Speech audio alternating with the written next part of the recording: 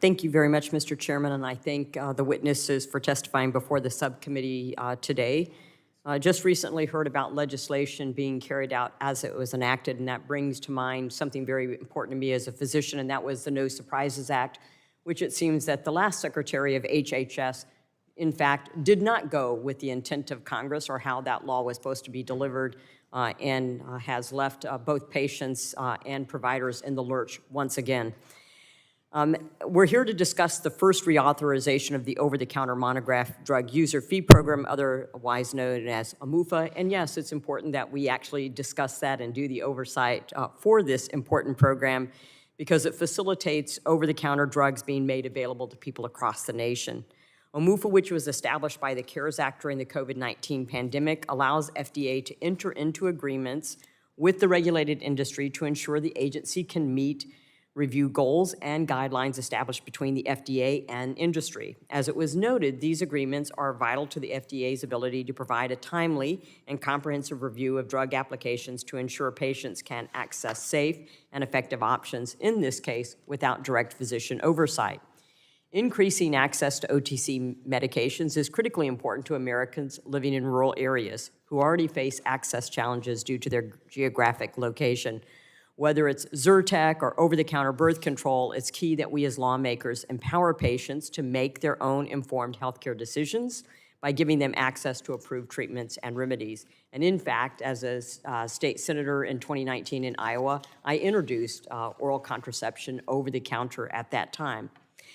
Mr. Menzel, thank you for being here today. Can you please describe what you believe to be the biggest challenges facing the OTC industry today, and do you believe current FDA data requirements for prescription to prescription switch are clinically valuable?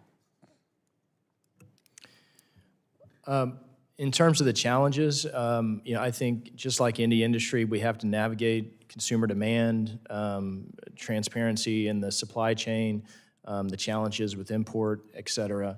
Those are all very important. I actually was involved in a few RX to OTC switches, and I saw a few sneezes in the room, and so for anybody that is using an allergy medication, really nearly all of the allergy medications that are available to the consumers are a product of the RX to OTC switch.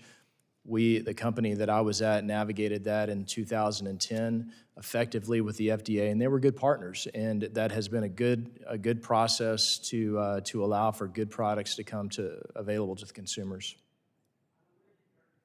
Perrigo, the manufacturer that produces Opill, the first OTC-approved birth control, is a member of the Consumer Health Products Association. Do you believe that Congress, through meaningful FDA reforms, should continue to facilitate increasing access to the number of approved OTC oral contraceptive products for women? And secondly, do you believe these products are a benefit to those in rural areas? Yeah, I think the OTC process allows for consumer access to drugs that they normally wouldn't have access to. Health deserts are real things, and I think the OTC industry helps mitigate that to some extent. Certainly something that still needs to be addressed, but I absolutely believe that the access to OTC drugs, the utilization of pharmacists and pharmacies for self-medication, for advice at that level, improves healthcare outcomes in the U.S.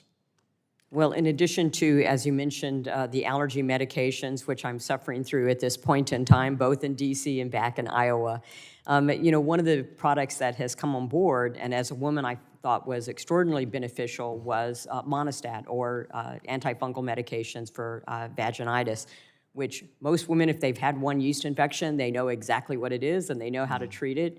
And so this advance of prescription to OTC switch has been very helpful in that regard and helpful in rural areas, especially as we're trying to undergo PBM reform, which is causing small, rural, and independent and community pharmacies to close around the nation.